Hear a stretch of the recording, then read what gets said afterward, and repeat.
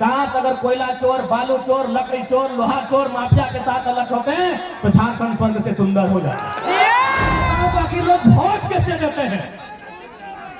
और आप उनके हलफनामा को पढ़िएगा, जो बेरमो के विधायक है, उनकी जो अर्धांगिनी है, उनके हलफनामा को। अरे जब हलफनामा में उतना संपत्ति दिखाया है तो जो छुपाया गया हो संपत्ति कितना होगा?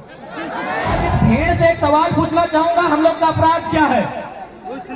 मैं आप लोगों से एक सवाल पूछना चाहूंगा कि हम लोग का अपराध क्या है, हम लोग का गुनाह क्या है?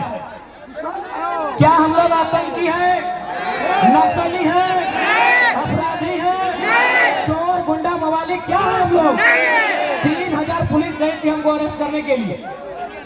हम लोग का अपराध क्या है कि आज से 2 साल 2.5 साल पहले स्टूडेंट की मांग को लेकर, छात्रों की मांग को लेकर हम लोगों ने विधानसभा के सामने धरना दिया था। अरे भाई, विधानसभा के सामने धरना देना इतना बड़ा अपराध है कि आप 3000 पुलिस लेके आए। चलिए ठीक है, आप पुलिस आए तो आए, क्योंकि हमारा आंदोलन झारखंड सरकार से था, यानी झारखंड सरकार की पुलिस आ सकती है, उनका स्वागत है, वो हमको अरेस्ट कर सकती थी। लेकिन एक सवाल, यहाँ सीआरपीएफ के भी जवान बैठे हैं, सीआरपीएफ के पुलिस आई थी, सीआरपीएफ क्यों आई थी? एक सवाल हमको दीजिए, हम बहुत कम उम्र का लड़का है। सीआरपीएफ क्यों आई थी वहां? यहाँ मीडिया कर्मी है, पढ़े लिखे प्रबुद्ध मीडिया कर्मी है, हमारे साथ सुप्रीम कोर्ट के वकील आए हैं, शायद इसी भीड़ में बैठे हैं, हालांकि उनको आज मौका नहीं दे पाए। सीआरपीएफ क्यों आई थी झारखंड वासियों, बताइए? सीआरपीएफ कब जाती है? सीआरपीएफ सेंट्रल पुलिस होती है, हमारी लड़ाई नियोजन नीति की राज्य सरकार से है। सीआरपीएफ क्यों आई थी, मैं ये सवाल पूछना चाहता हूं।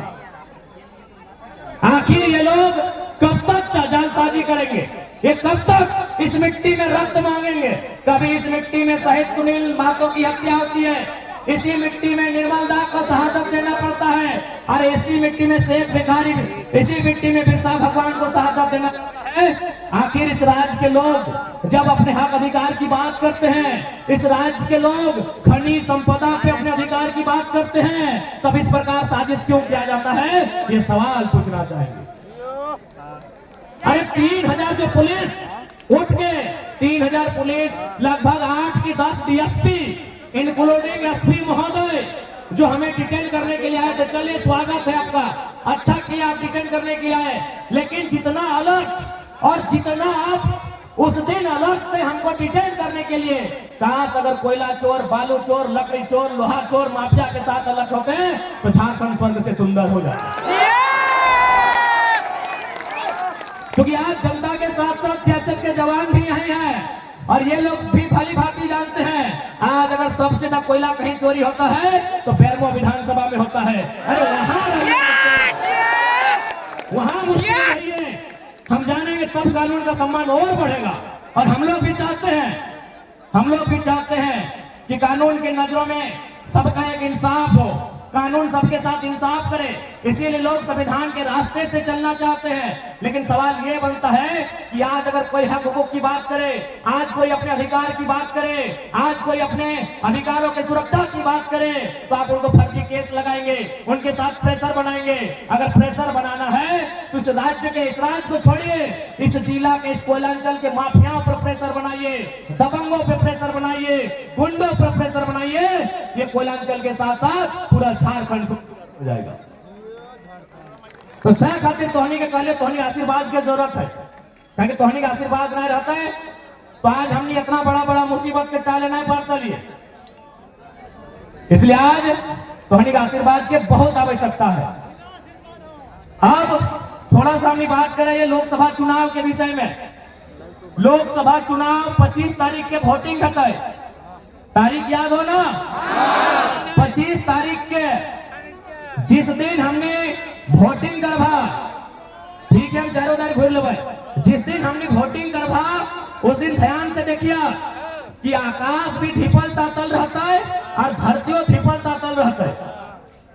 आकाशों धिपल तातल रहता है, गर्मे गरम रहता है, और धरतियों गर्मे गरम रहता है, और संगे संगे हमार दहिया हमार गतुआ गर्मे गरम रहता है, धिपल तातल रहता है। यानी आकाश धरती के साथ साथ मेरा शरीर का बदन भी गर्म रहेगा उस दिन। हम माथे को पसीने से पोंछेंगे, अपने सर को पोंछेंगे, लेकिन फिर भी मतदान करने के लिए जाते हैं। क्यों जाते हैं?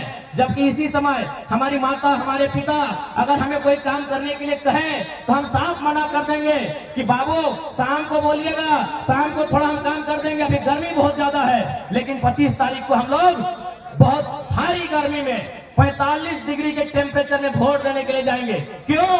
न हमको विश्वास है, हमें आशा है कि जिस नेता को हम लोग वोट देंगे, जब वो चुनाव जीतेगा, हमारे बच्चों के भविष्य की बात करेगा, हमारे गांव को सुरक्षा प्रदान करेगा, हमारे आने वाली पीढ़ी की दवाई, पढ़ाई, कमाई की बात करेगा। इसीलिए हम लोग वोट करते हैं कि जो नेता चुन के जाएगा, जो नेता जीत के जाएगा, वो हमारे बच्चों के दवाई, कमाई, पढ़ाई की बात करेगा। लेकिन आज देखिए, यही ये बेरमो विधानसभा और गिरिडीह लोकसभा है। अगर गिरिडीह लोकसभा के सांसद की बात करें, उन्हें कभी फुर्सत नहीं मिला कि झारखंड के जनमानस के बच्चों की चिंता की जाए। उन्हें क्या फुर्सत मिला कि गिरिडीह से सांसद और पत्नी रामगढ़ से विधायक। अब बात करते हैं बेरमो के विधायक की, मुख्यमंत्री के साढ़ू की। बेरमो से विधायक पिताजी आज उनके दुनिया में नहीं है, उनको नमन करते हैं। लेकिन सवाल यहां है बेरमो के विधायक का। खुद बेरमो से विधायक, दादा है यहाँ विधायक, और भौजी धनबाद से लोकसभा के प्रत्याशी। भौजी यानी विधायक जी के पत्नी धनबाद से लोकसभा, एमएलए वो एमपी के चुनाव लड़ रहा हो, दियो के गजबे ट्रेजेडी हो। गिरिडीह लोकसभा बेरमो विधानसभा के कहानी गजबे हो। एगो के पति सांसद, पत्नी विधायक, एगो के पति विधायक और पत्नी सांसद के प्रत्याशी। मैंने तोहनिए घर गोष्ठी सब तोहनिए, कोयला भी तोड़, बालू भी तोड़, लोहा भी तोड़, भेटा भी तोड़, पत्थर भी तोड़, और हमारे पति माछ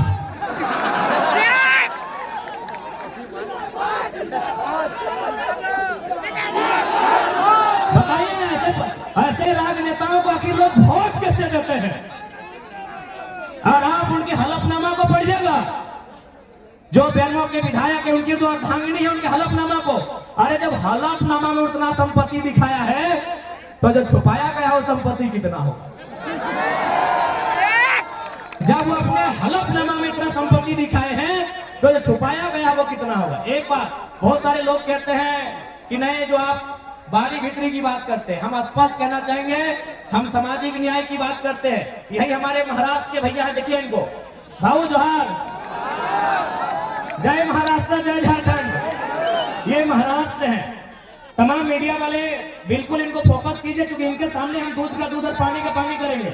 जो लोग हमें कहते हैं ना कि ये लड़का बाहरी भितरी की बात करता है। अच्छा एक बात बताइए भाऊ,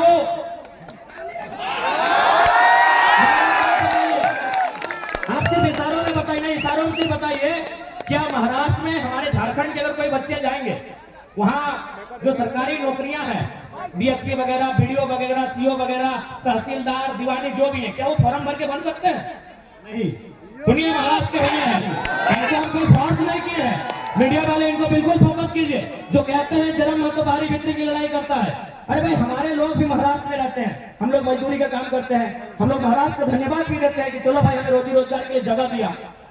बिल्कुल हम लोग महाराष्ट्र के अलावा तमाम राज्यों का, बाकायदा बिहार और यूपी क्यों न रहे, अगर हमारे मजदूर वहां पटना में, इलाहाबाद में रहकर मजदूरी करते हैं, उनका हम धन्यवाद करते हैं, क्योंकि हमें मालूम है वो राज्य हमारा नहीं है। अब तो हमें वहाँ राज्यवासियों का अधिकार नहीं मिलेगा। बात बराबर है भाई? बराबर है, सही बात है, सही बात है ना। यानी अगर हम कहें कि महाराष्ट्र मराठियों का है, कोई दिक्कत नहीं, गुजरात गुजरातियों का है, कोई दिक्कत नहीं, बंगाल बंगालियों का है, कोई दिक्कत नहीं, बिहार बिहारियों का है, बरोबर है? तो अगर हम कहें झारखंड झारखंडियों का है, तो दिक्कत होना चाहिए। आप बनाएंगे,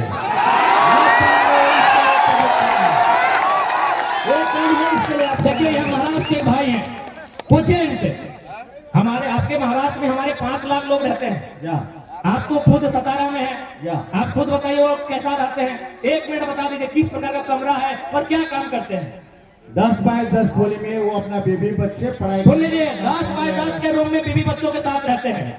10 बाय 10 बुझा वो, यानी 2 आदमी सुथवार घरवा में आता है, देखो 10 बाय 10 के 10 बाय 10। इन्हें हम कोनो बोलने के लिए प्लानिंग करके नहीं लाए हैं, ये बल्कि ये स्कूल चलाते हैं, संस्था चलाते हैं, इनके पास भी बहुत सारे झारखंडी नौकरी करते हैं ना भाई। या हमारे जो भाई है सुनील माने साहब, संजू जी माने हमारा दूसरा भाई है, वहाँ नौकरी करते हैं, बात बरोबर है। बराबर है। 10 बाय 10 के कमरे में सुन लीजिए, 10 बाय 10 के कमरे में एक मराठी भाई यहाँ खड़ा होकर बोल रहे हैं, आज 50,000 की भीड़ में बोल रहे हैं कि जो झारखंडी वहाँ रहते हैं 10 बाय 10 के कमरे में, उसी कमरे में पत्नी भी रहती है, हाँ पत्नी भी रहते हैं, बच्चे भी रहते हैं, सगे वाले भी रहते हैं, सगे वाले भी रहते हाँ हैं। वाले आएगा नहीं वो भी उधर रहता है। 10 बाय 10 के कमरे में पूरा परिवार रहता है। हमारी लड़ाई कैसे गलत है भाई, कौन हिसाब से गलत है?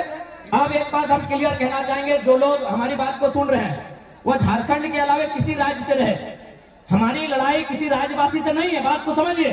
हम बात कर रहे हैं 1932 खतियान की। अब सवाल है कि 1932 का खतियान का मतलब ये थोड़ी है कि जो लोग खतियानधारी नहीं है राज्य से चले जाए, ऐसा किसने कहा आपको? बिल्कुल नहीं। पहले समझिए कि खतियान का इस्तेमाल कहाँ होगा, खतियान का इस्तेमाल कहाँ होगा, उसका उपयोग कहाँ होगा। हम लोग मांग कर रहे हैं कि खतियान के आधार पर इस झारखंड की स्थानीय नीति बने, क्योंकि सभी झारखंडी नहीं होंगे, 140 करोड़ लोग झारखंडी नहीं होंगे। बात को समझिए, जितने भी गैर झारखंड के लोग यहाँ रहते हैं और अपने राज्य में भी, यानी दोनों राज्य में रहते हैं, बात को समझिए। भारत की अभी जनसंख्या मान के चलिए अनुमान 140 करोड़ है, अनुमान मानते हैं, और झारखंड की जनसंख्या मोटा मोटी 3.5 करोड़ है। तो भाई पूरा का पूरा 140 करोड़ झारखंडी नहीं हो सकता है, समझिए बात को। 140 करोड़ जो भारत की जनसंख्या है वो सबके सब झारखंडी नहीं हो सकते हैं। तो झारखंडी कौन है? तो जो झारखंड के भूभाग में रहते हैं। तो हमारे खतियान आधारित नीति का मतलब है कि इस राज्य के जो मूलवासी हैं, इस राज्य के बाहर जिनका सरकारी नौकरी के अलावे किसी सरकारी दस्तावेज में कोई नाम नहीं है, क्योंकि बहुत रेलवे